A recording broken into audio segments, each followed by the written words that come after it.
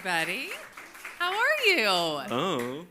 We're so excited. We've been having so much fun back there talking. Talking about 4-year-olds. Yeah, yes. We both have a 4-year-old, and Tyler also has a 2-year-old. So we were talking about what kind of ice cream they like. Lots of rainbow sprinkles are very popular. Anything with rainbow sprinkles. As long as it doesn't have anything else other than rainbow sprinkles. Mine wants chocolate everything with rainbow sprinkles. Ooh.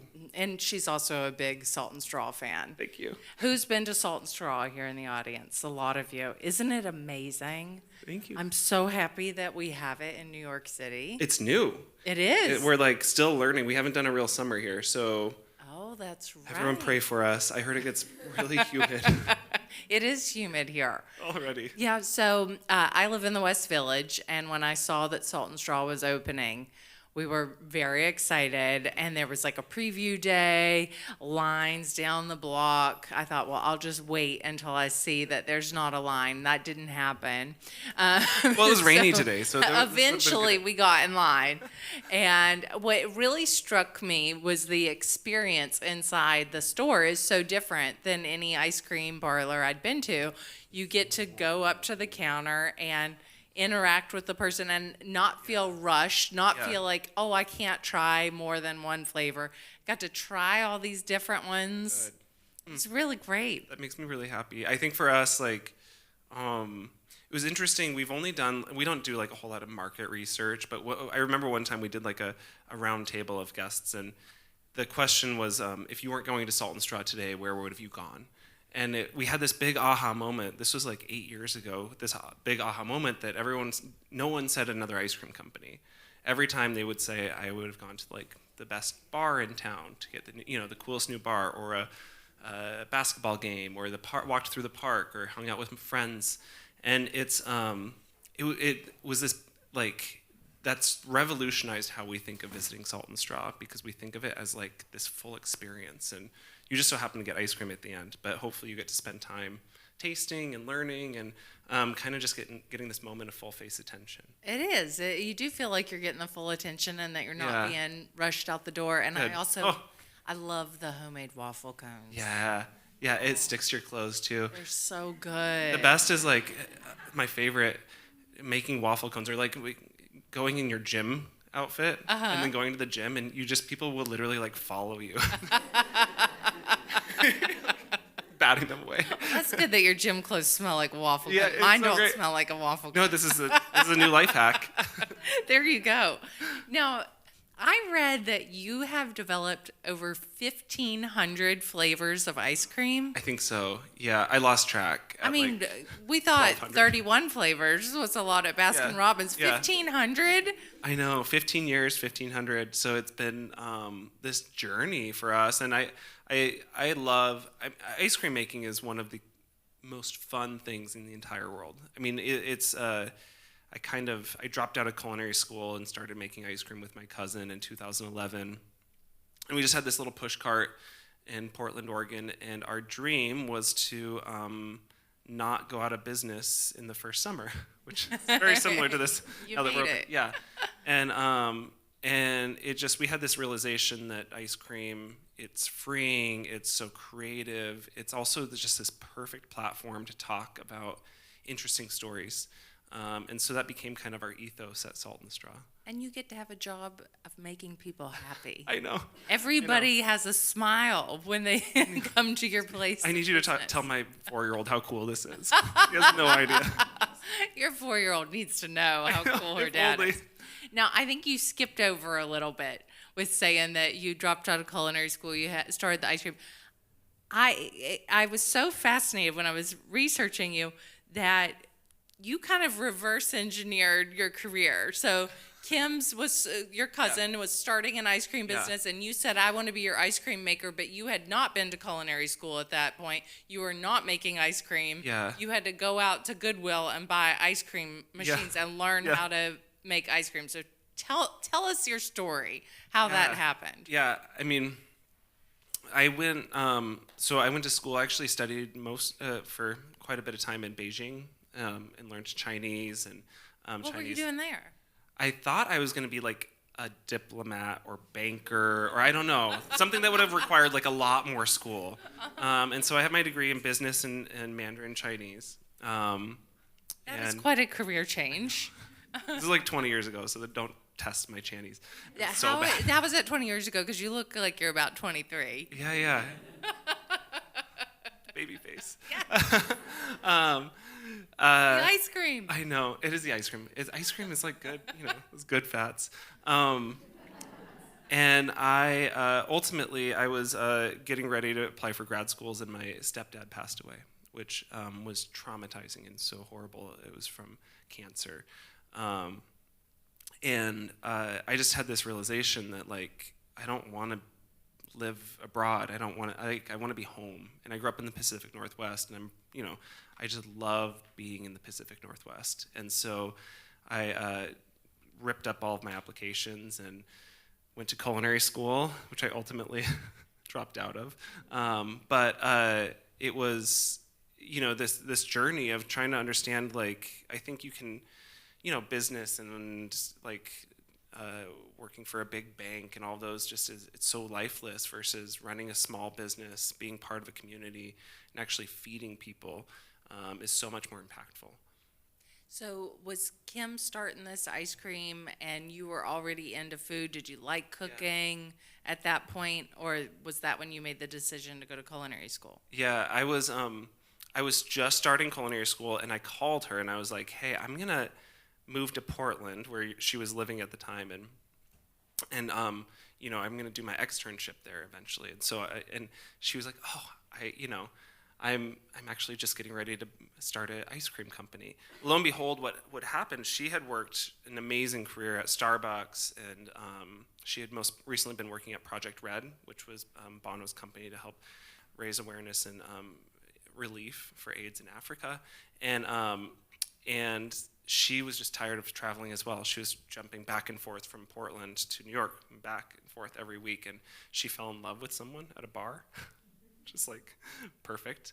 And so she dusted off her business plan, which was this wonderful idea of basically creating kind of using the philosophy that I think she learned at Starbucks. She started there when there were 30 locations, using that philosophy of kind of creating a third place or creating this space for our community with ice cream instead. She didn't have anyone to make ice cream though. So I was like, I could do that. And so then you got to work learning to make ice cream. I started learning to make ice cream. Had you ever made ice cream before? Once. It didn't turn out well. So the first recipe I ever wrote was sea salt with caramel ribbons, which to this day is one of our most popular flavors. It's delicious. It's my favorite for so many reasons. And it failed so many times, and and I think there's so much to learn there. But I think immediately I was just infatuated with ice cream making. It's so much, and this is my push for you all to get a book and go make ice cream at home. It's so much easier than people make it out to be. Like my job is really, really easy. It's just cream and sugar frozen till it tastes good, and it's like kind of boring. Maybe a little bit more to it than that. But really, no. It's way more like savory cooking than pastry. And there's a little bit of food science we could talk about if you really want. But at the same time, there's so much art to it of just kind of combining flavors and kind of having fun with the way you tell stories through your ice cream. Well, speaking of combining flavors, that's really what's so unique about Salt and Straw is that you have such strange flavor combinations. I prefer unique. Unique. Strange in a good way. I'm joking. But the first time I went in, because I took my daughter and I thought, they don't have just chocolate, strawberry, vanilla. Is she going to be into this? And she was. She loved everything. Kids are foodies. How did you come up with all these unique flavor combinations? What was crazy is like this is where me not knowing how to make ice cream worked to my benefit. So when I first started, I instead of trying to make my own flavors, I instead took a tour of the city of Portland And if you've ever been to Portland, it's really small. It's very tight knit. The food community is really, really tight knit. It's like almost like high school for a lot of us. And so I would get to stage at some of the best restaurants in the city, or I'd get to go spend a week making beer at some of the best breweries in the country, or go make sugar, work at the meat factory, the charcuterie factory, trying to figure out how to like make bacon so that we could put it in ice cream. And coming out of this, it became this this foundation for us where I'd make beer for a week, and then by the end of it, we were trying to test out how to like brew the beer in cream and sugar instead of water to make beer flavored ice creams. Or I'd be at a restaurant and we'd start looking at their menu and thinking of how to apply kind of their techniques and tools and ingredients to ice cream. And so we feed off these collaborations, this idea of like talking about other partners. And that was just because that's the only way I knew how to make ice cream at the very beginning. It sounds like you like science, because so much of this is science-based, and listening to you talk about applying how to brew beer, is that something that you were into before you got into the ice cream business? I think I love learning. Maybe like I love to think like if I were in a second life, I would have been like a travel writer, maybe, because I love this idea of learning about different techniques and flavors and cultures and like artisans, and figuring out how can we tell that story through ice cream. So does travel inspire you? Yeah, 100%. Yeah, we've just even here in New York, we've been able to make some really cool flavors, and got to spend time at Bread's Bakery learning how they make babka. Love Breads? Yeah, so Gaudi is like one of my close friends. I just did a babka collaboration with them. Yes, I did a chocolate date babka. Yes. But it's over now, sadly. It was the month of April. I bet Gaudi would make some for us. We should ask him. Isn't he the nicest? Yes. But incredible. babka's like such a New York staple. Yeah. I'm so embarrassed. I had never had it until I started. I hadn't either. Listen, you're talking to a girl from West Virginia. I'd never heard of babka. Yeah, Pacific Northwest, small town boy. Yes, I think it's like, just like the discovery of flavor. Like, I remember when we first opened in Southern California, I didn't know there was a different type of avocado. And oh my God, there's like thousands of varieties. And ultimately, that's the cool thing is, that's what we want to bring people along in this book, this idea of like kind of talking about flavors and ingredients and like the history of food in a way that you would never expect. I remember when we were just first concepting this book, and I went all the way back to when I was first starting Salt and Straw back. I'd go to culinary school in the morning, and then in the afternoon go to a commissary kitchen, make ice cream, and then at night I'd go scoop at the ice cream. And so in between that, I would, I'd go to the coffee shop, which is, do you know Stumptown Coffee? Yes. Okay, so this is back when Stumptown was really cool. And they had this cathedral to coffee called the Annex, and at 12 at noon every day they would put out cupping. Has anyone seen a coffee cupping? It's the most pretentious thing in the entire world, and it's wonderful. So they brew 16 cups of coffee, and then someone goes around, and you stand in a line, and everyone goes around to each cup, and you have to slurp it. So it's goes. Like wine tasting. I know, but worse, much more pretentious, even worse. And they've got like their waxed mustaches. This is 2011, so you have to imagine like. And I remember it was so interesting. I was in culinary school. We were in pastry class, and we were making tiramisu that morning. And my pastry chef was like, she pulled out coffee flavored syrup.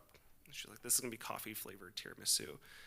And then meanwhile, that same day, I'd go to Stumptown and have just this like watching these people just emphatically tasting every single coffee. And it was this interesting like dichotomy of like coffee is not a flavor, coffee is an ingredient, and that's something it's such a weird, you have to break your brain a little bit. And once that you kind of think about that, like everything from that perspective, you all of a sudden start thinking of ingredients in a brand new way. Like coffee is not, when you make coffee ice cream, it doesn't have to be like Java chip crunch, Instead, you can think about the way they brew the coffee, the way they like harvest the coffee, where it's grown, the way they ferment it and ship it and roast it.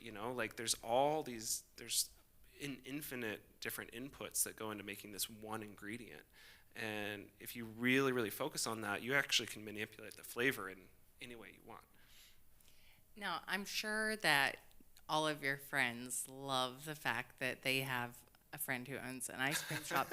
But I was just wondering, when you started writing this book, was everyone vying to be your taste tester for all of your recipes? Like, what was it like writing an ice cream cookbook? Yeah. We get a lot of offers to come and taste ice cream. I think, and ironically, like, we go through a lot of failures. So Do you have a lab set up? Yeah, up in Portland, and in fact, that's one of the first pages of the book. My dream with this book is for you to feel like you're transported into our test kitchen. So hopefully that as you dig through it, that's what you feel. And it's really hard tasting ice cream. I don't think people realize, like, you have to eat a lot of ice cream. Do you eat ice cream every day? Every day. Every a lot day. of it. Do you ever get sick of it? Never.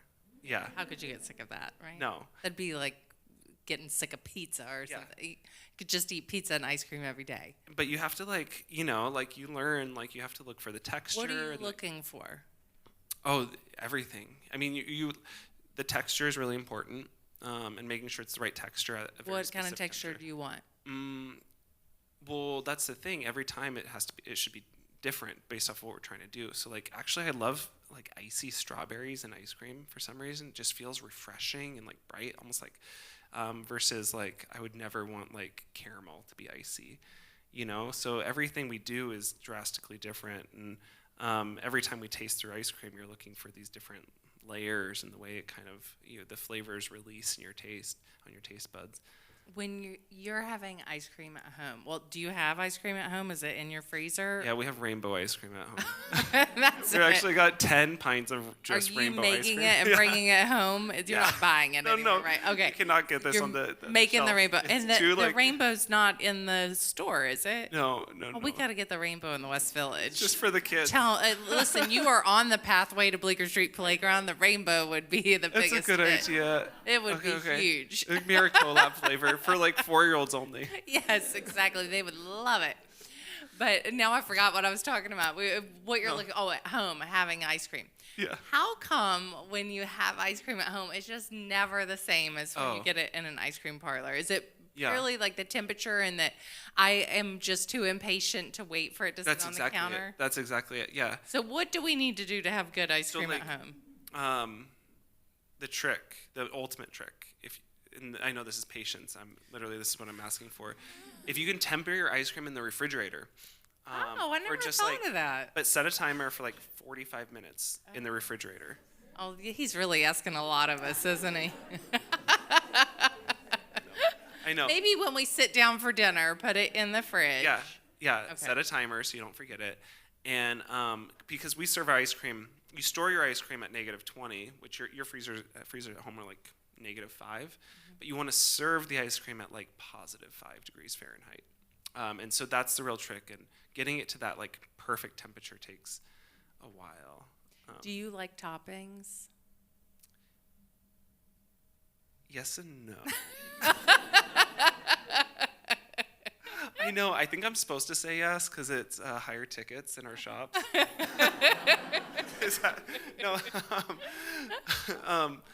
But I will say, like, every time when we make ice creams, we challenge ourselves to make sure that we integrate every flavor and texture to be to be like a fully composed dish. So every scoop should be like on its own, stand up. Everything in it. Mm-hmm. Yeah, it's like adding salt at very a nice restaurant. Political response. I know. You got it just right.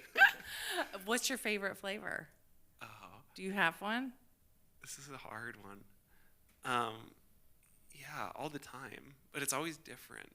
Well, you have the new flavors every month. Change our menu every single month, which is like, if anyone's in the restaurant industry, it's a pain. That's got to be a lot because it's not just like you're putting one special flavor of the month. You have several. 5 flavors, hard start, hard stop. Put it there in the window, and my daughter knows to stop to see We've got what the new flavors are already.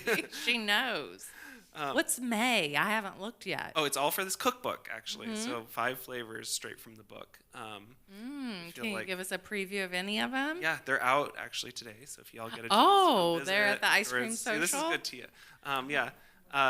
Well, not at the Ice Cream Social, sorry. No. But I didn't bring them literally today. But if you want more ice cream, go to our shops.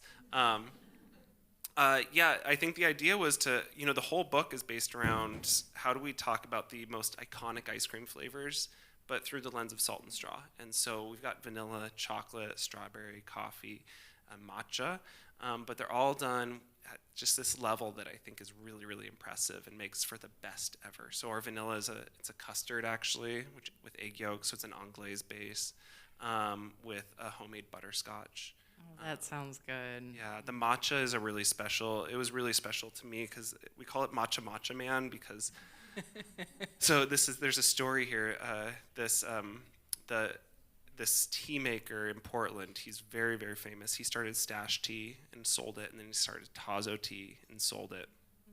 So he's done well for himself. And then worked at Starbucks as part of that. And then he worked, started his own namesake, and he passed away a couple of years, but is considered kind of one of these icons in the industry. And so he invented this flavor originally as a Frappuccino, and it never made it to market. And he gifted me the recipe. Wow. As long as I always call it Matcha Man. So Stephen Smith, and he's one of the most, he's incredible. Amazing. So it's a little bit of orange juice with a really great, like a ceremonial grade matcha. So how's the orange juice and matcha play off each other? This is what's crazy, and this is where it only, I didn't even know until I started playing with it, but you get this really, dark, earthy matcha, because, it's just when you get those really high-quality teas, it's just really grassy, and combined with the citrus, it takes, this dark, earthy tone and just lifts it up, and it feels like it's this little flower that's kind of coming out of the grass. And so it's wonderful. You taste so much nuance in the tea that typically would just kind of get covered up in those bitter notes. And it's one of my favorite flavor combinations of all time. Now, when you make a tea or a coffee-based ice cream, do you use decaf or regular? Regular. See, I have to ask. Yeah, because I can't get it after dinner then. No, I'm sorry. That's why I never order an espresso martini anywhere. I know. I'll be up all night. And then your kid is going to wake you up at 5 a.m. Yes, there's no rest for the weary. So are all those recipes in the book? They're all in the book. Yeah. Amazing. I think it's fun because we also talk about how to how to think about sourcing all of these ingredients, how to think about the history of a lot of these ingredients. And so it's been a journey. I literally got to, for our vanilla chapter, I got to meet with one of the most, kind of he's at the forefront of the industry of looking at genetics of vanilla beans in the country. Wow. So we talked for hours just about how the genetics and the history of vanilla beans. So things, there's just so much thought and intention that we put behind this. I can tell. I mean, just being around you, your enthusiasm for ice cream. It's inspiring. I love being around people who love food and love to talk about food. And I love how you just kind of, in a good way, geek out over the ice cream ingredients. That was the nice thing, too. This is my second book. So my editor is here in town, Francis Lamb. I don't know if he's amazing. And I think he kind of just was for our second book, he was just go for it. So I was okay. Authentic to yourself. Yeah. Now, what's it like? You guys started out with an ice cream cart, and now you have 42 locations. Yeah. What has it been like to watch the evolution of this business? Did you ever think that it would be so big? Not at all. I mean, no. We were just trying to stay in business the first year, and then after that, we were well, let's keep 2 in business. And what was it that was that turning point that it became something bigger? I don't think we've even made it yet. I don't know. I'm waiting for that to happen, the turning point.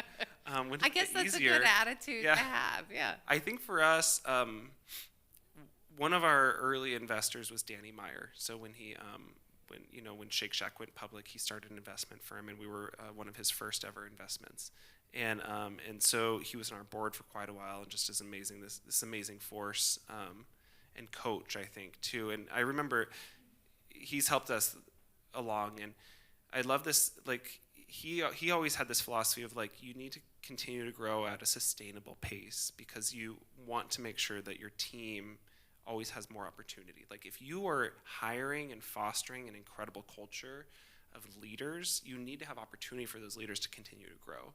And you can't go too fast, so fast that you burn them out, which is also, but there's a healthy medium there.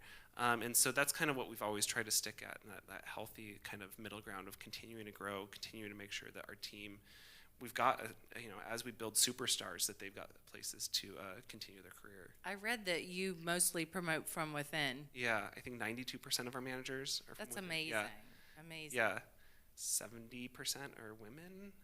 So it's, which is kind of, I think we're really give proud. a hand for that. I'm gonna try. So it's a cool business, and it's been really fun to continue to grow. And New York has been so fascinating. What's it been like being in New York? Incredible. It's like the center of the world here, isn't it? Is that what everyone would say? Yeah. I know. Honestly, it kind of goes back to like meeting Gotti and like making babka ice cream was kind of like is the epitome of what it's been like. Just like the food here is so unique compared to the Pacific Northwest. The food culture, the love for it, that. We were so nervous because, I think you mentioned it, we're so dependent, like our business model is that someone would come up and they'd spend 15 minutes, even if there's a line out the door. We want our customers to feel like they can slow down and just have their own time to themselves. And we were so nervous because everyone's like, oh, New Yorkers, they want to go fast. They're just like, they'll never slow down. And it's been the opposite of that, honestly. I think we've got this just, such a cool embracing from the city. What surprised you the most about doing business in New York? This winter was really cold. Is it always this cold? Yeah. Oh my God. I mean, this winter was really bad. Let's be honest. It was really bad. But winter is not good. I say that we all have weather amnesia. Yeah. The minute it turns nice in New York, we're like, I love New York. It's amazing. Yeah. All winter long, we're like sludging through.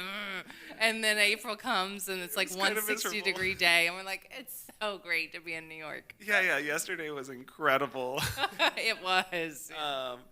Everything before that, the whole winter before that was really cold and kind of miserable. Mm-hmm. But people are still coming. We do a new menu every month, and even through that, our super fans kind of, we talk about stories throughout the winter that are really speaking to our core super fans because that's who's coming back in the cold. So that's my favorite part of the year, to be honest. We did a whole menu just last month about upcycled ice creams.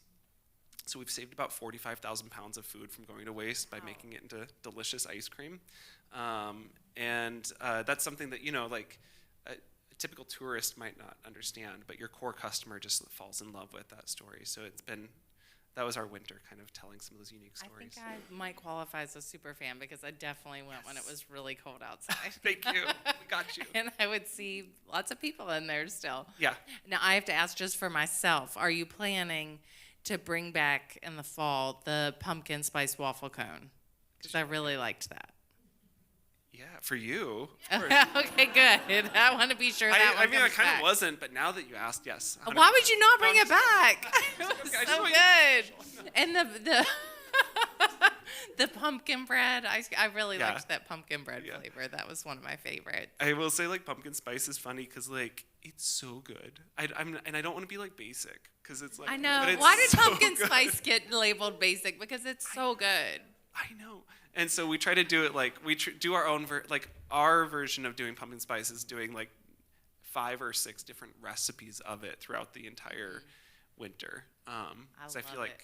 And I loved the Christmas flavors. The holiday flavors were so good. Well, so those are my grandma's recipe, actually. So, really? Yeah. So your grandma made ice cream? No, well, for the mix-ins and everything. Oh, for the mix-ins. She made crybaby cookies, which I don't know if anyone What's a crybaby cookie? Does anyone know crybaby cookie? I've never heard of a crybaby cookie. It's what is it? So it was her version of molasses cookies. Oh, love a molasses cookie. So gingerbread, what'd you do kind of. that made it different? Well, first of all, I didn't even know. So, like, the era of crybaby cookies, there's, like, if you look back in food history. I have to look this up. I love it, the name. Coming soon to the kitchen, crybaby cookies. It's so fun. So there's, like, there was this era where there was just nonsense names for cookies was, like, everywhere. So they just, like, you could look up 100 different cookie names, and a lot of them live in different families. So if you know, and I don't know. And again, if you think of any nonsense name cookies, please feed them to me because I'm trying to start a dictionary. But Snickerdoodle is one of the only ones that made it out. So everyone knows Snickerdoodle. That was from that era where. Really? And a little fun food history fact. Yeah. So my grandma called them crybaby cookies, and I always thought it was because I'd cry when she ran out of them. Oh, so sweet. One time my cousin ate all of them. Oh, I hate you! I think I threw the tin at him. Can you give us any previews of what's coming this summer? Yeah, as we get deeper into summer, so our July menu is always the same. It's always based off berries in the Pacific Northwest. We're really proud of kind of our berry culture in Oregon. That's one of my favorites of all time. We've got a whole menu based off summer pies, which is going to be our first try this year. So that's the first time Will there be like little bits of pie crust in there? Yeah, because it's my favorite. I used to just do that. Like, this is how easy ice cream making is. Like, spin a vanilla ice cream, and then literally, as like it's still in the machine, just like shove a whole piece of pie into your ice cream machine. And then it comes out and it tastes like the pie. It's so great. I told you, ice cream making is so easy. Why do you have to live in the Pacific Northwest? I want you to be my neighbor. And yeah, you can taste all the. Yes. Yeah, you taste all the bad ones. Probably your bad ones, so it would still be good. I don't know. We've got We've got a tomato pie coming up, and it's really good now. But the first few iterations of tomato pie. That would be questionable for me. I think we're questionable for me. What's been like your biggest flop that you're like, I'm not even gonna try. This is just awful. God, okay, so actually, this one flavor, ultimately, it was for competition. I beat Duff at a sandwich invitational. On a sandwich? So we were all making sandwiches. So I was making an ice cream sandwich, and and don't tell him because I don't want him to be mad at me. But we were all, so I was, for weeks leading up to it, I was talking to the Oregon Crab Commission. I think you see where this is going. Because I was going to make a crab roll Neapolitan ice cream sandwich. Okay, that sounds odd. A crab roll. It was so bad. Neapolitan. It was so bad. Crab ice cream. I can't imagine why that turned out bad. Never be an ice cream. We had like, we tested out like 22 different recipes. Oh, God. 22 different iterations of the crab. Yeah, like, you were not giving up. No. You were going to make crab. No, because I already like had a deal with the Crab Commission. We had like a handshake deal. So I had to call him the night before. I'm like, I could use most of the ingredients and make a peanut butter and jelly. So I made it. I had to call him. I was like, Crab Commission, man. So sorry. I'm so sorry. We're not doing this. Was he surprised? Yeah, he thought he had too much faith in me. Aw, bless his heart. I know. It was really embarrassing. So our sign for the, they always pre-print the sign, so I had to scratch it off in Sharpie and write, not crab. So you did peanut butter and jelly? Peanut butter and jelly.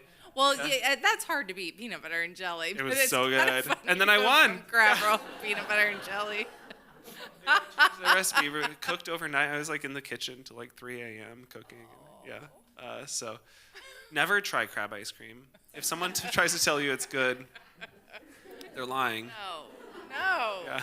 Do you cook savory food as well, or are you strictly ice cream? Yeah, I try. I kind of lose it a little bit. Do you cook at home? Yeah. My wife and I have a competition because she's a nutritionist. Oh, really? Now So this just got really interesting. Yeah. Your wife's a nutritionist and you're an ice cream maker. Yeah. There's like a lot of debate. So does internally. she like the ice cream? Like, what's the story there? Yeah. Yeah. I mean, nutritionists, the thing is, they like, I think there's a high respect for like indulging when you can. Well, and also that what you're making is really great ingredients. And I think that's one thing that we need to highlight is that you do use local ingredients. You use the highest quality. I think that's exactly it. Like, we find actually some of our biggest fans are like super athletes. People that just ran a marathon and they need calories, but they want they're going to use those calories for good. They don't want crap going. Yeah, don't waste it. Yeah, exactly. Crap. Yeah, so we've got, that's exactly it. We do have a lot of super athlete, and everything in moderation is good. So what flavor is your wife eating? Does she go for one of the vegan flavors, coconut water, or is she? It's usually the seasonal ice creams. So every month, and then sometimes I forget to bring the monthly flavors home, and they disappear. We sell out before she gets a taste them. That's probably one of our biggest fights we've ever had. I would be mad at you too. I mean, she knows someone, and she can't get the flavors. I know. She's like, this one sounds really good. I was like, yeah. We just sold out of that one. Well, you better go to that lab and make a new batch of it and bring it home. Don't tell her that's possible. So does she do most of the cooking at home? We split 50-50. What are you making? What's your go-to dish? Typically, I'll use whatever I make. So the French trained, so about a stick of butter per dish. Okay. And she uses a lot less butter. So we've gotten into just quick dinners. So chicken piccata has been my go-to, which stick of butter, mount a stick of butter into it. Yeah. That's one of my favorites. I love making curries too. Oh yeah. Yeah. Well, I also think when you have really little kids, the quick dinner is where it's at. Yeah. Oh, mac and cheese. What everybody's gonna eat. Would mac and cheese ice cream?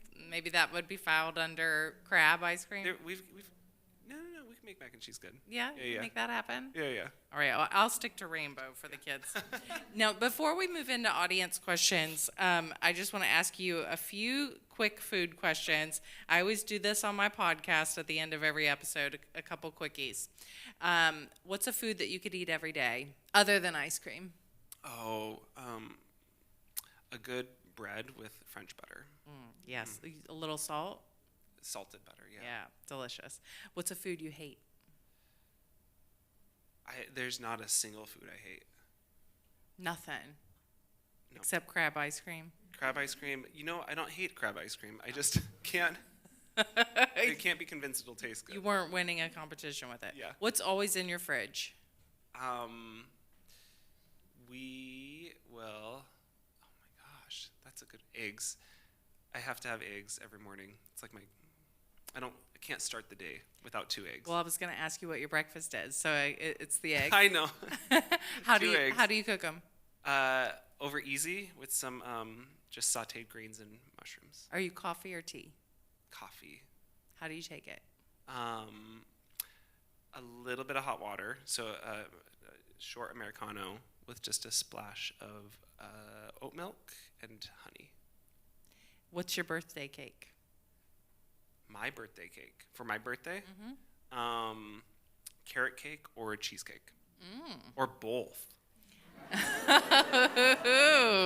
As an ice cream. Are you New York pizza or New York bagel? Oh, pizza. Mm-hmm. You can only eat one ice cream flavor forever. What's it going to be? Sea salt with caramel ribbons. Ooh, is that in the book? It's here tonight. Oh, great. All right. Well, now let's open this up and have some questions from the audience. This has been so fun. I just want to talk all night. I know, right? We'll just hang out. Who's got a question? You want to stand up and shout it out? Hey, I've been curious, but have there been any ice cream flavors that you considered but haven't gone through with yet? Yeah, totally. I think, I don't know. I do have a list, so I'd have to really look at it. I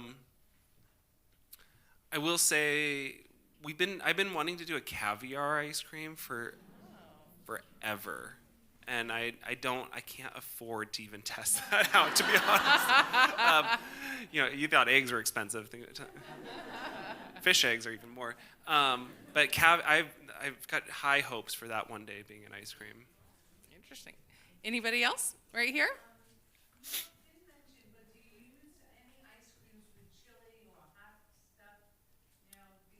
Oh, all the time, and it's perfect because the dairy holds chili is really, really nice. We're actually in the book, it's been my favorite to make lately. Is we make a chili crisp, like almost like a Reese's cups. So homemade Reese's with chili crisp. We're using Fly by Jing, which have you had her? Oh yeah, so good. So we fold that into the peanut butter filling and then chop that up and put it in a chocolate ice cream. Is anyone else starving? I had dinner before I came. Now I'm starving. Anybody else right here? So if you forgot that 45-minute timer, right? Is it okay to refreeze the ice cream? Oh, good question. It's okay. It wouldn't. So, yeah, we call that temperature abuse. It's a technical ice cream term. So once you warm it back up, if you freeze it, you're basically like refreezing all those ice crystals, and they're going to create these long chains that are going to be just quite perceptible in your taste buds. The best hack is to not to set a timer, not forget. But honestly, this is what we've been doing. I've been doing in our test kitchen is the pint. If you cut off just whatever you want to eat, and then put the lid back on the existing part and put it in your freezer, and then just temper what you're going to eat. So you can almost like a saucer of ice cream instead of scooping. Doesn't look quite as cool as a scooped ice cream, but like it's the best way. That's a good little tip. Yeah. I like that. Back here? Yeah, you mentioned how you take a lot of pride in your monthly flavors and that process is pretty efficient. I'm curious about the operations behind that. Like how far in advance are you planning for each month? I don't think I said it was efficient. I'm just joking. No, it's not efficient. It's incredibly inefficient. We are working. We should be publishing our December menu any minute now. And honestly, we try to find there's a careful balance in that where the farther ahead we can be, the further we can. A lot of our supplies are really small. So sometimes with a chocolate maker, for example, we need to order 100 pounds of chocolate for 16 weeks, just so they can keep up, or things like that. Or a farm, they need to farm microgreens in advance, things like that. So we should be publishing and starting to order for December. The tricky thing is if you get too far out, then you lose the zeitgeist of the moment, which is really, I feel like you lose the creativity. So that's a very, very fine window, I think. If you want to talk more, there's a lot of logistics, and it's not efficient at all. We've got over here. Similar to your partnership with breads for flavor, is there a dream partnership you have for one day for a monthly flavor? Oh.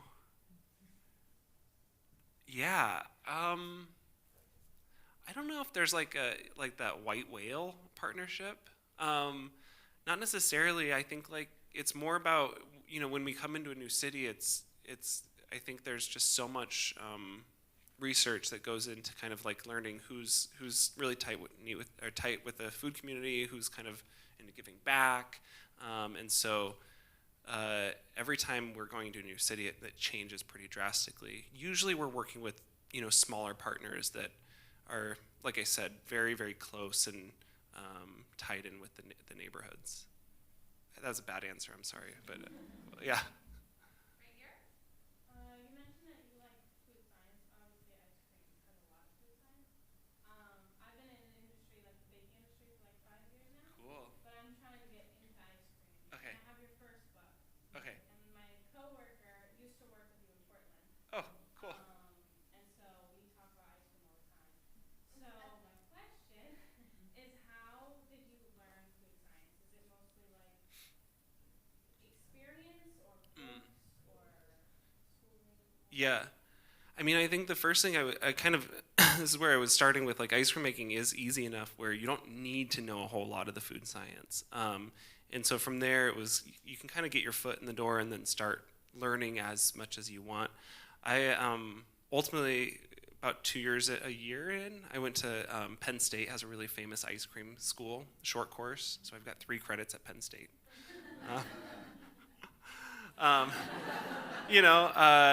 How long is that course? It's 10 days. So you go to a state college in January for 10 days, which is really the best time to be in. Oh, yeah. State College, Pennsylvania. but that they've got, then you learn like the in and outs. There's some pretty intense science that you can learn. And that's only like like I said, to be fair, like it's only necessary if you want to start like really understanding how to troubleshoot flavors, especially as flavor you start getting a little bit more esoteric or you know, with ice creams. That being said, like a lot of times you can freeze it and just, there's a lot of trial and error that we also do in our test kitchen. Yeah. Anybody else? Nope. Here we go. So I know you use blue cheese in your ice cream. What other cheeses have you used? 'Cause I know Oregon has a lot of great cheeses. Yeah, we've got the best cheese in Oregon. We're very proud of our cheese. That blue cheese is actually interesting. It was when we started our company, it had just won an award for best blue cheese in the world in a blind taste testing, which is very critical because it was in France. And I think it pissed a lot of French people off. I bet. And so it's from Rogue Creamery in Southern Oregon. We use, there's a, yeah, oh my gosh, there's a list. I would probably like 50 to 60 different types of cheeses we've used in the past. I love goat cheese too. Goat cheese in the ice cream is really, really just super tangy and bright. Yeah, we could talk for a while. Beechers, they used to have a shop here. Oh, yeah. They're from Seattle, so I'm close with them. We use their cheese a lot too. But quite a few. We just did a queso ice cream a couple days at the event we did at Kellogg's Diner on Monday. So yeah, it's a long list actually. We got a question here. When you add the flavors, is it a specific amount? Do you add like 10% or 30%, or what percentage do you add the flavor into to the ice cream, or is it just by trial and error? Yeah, that's so the best way to answer that, like when you make your ice cream, and this is kind of getting into the book a little bit, like I always start with every recipe. I start with a base recipe, and so that's really important to understand. It's just like if you make soup, you would always start with chicken stock, right? You're not gonna you don't use water. Although one of my teachers once said that was clear stock.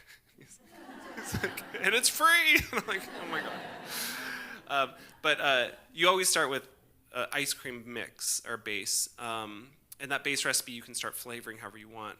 I would typically add up to half a cup to 3/4 a cup of whatever flavoring you want. So you can puree strawberries into that, make a strawberry ice cream, et cetera, et cetera. There's a lot of ways then to go higher or lower depending on what you're looking for. But if you're in that range, you're probably pretty safe to spin a really good ice cream. So 3 cups plus 3/4 of a cup is the short answer. We've got one back here. So I'm curious about your marketing, because from what I know, it's kind of word of mouth. It's people giving their opinions, but also telling their friends. Yeah. I was kind of curious what you do, or what your strategy is. I mean, a lot of it is our flavors. Like every month we've got a new menu, and we're partnering with amazing food artisans and nonprofits, and so I think we've never really done like paid marketing because we're kind of blowing our budget on the product. But that's actually that's the funnest kind of marketing, I suppose. So there's always something new to talk about.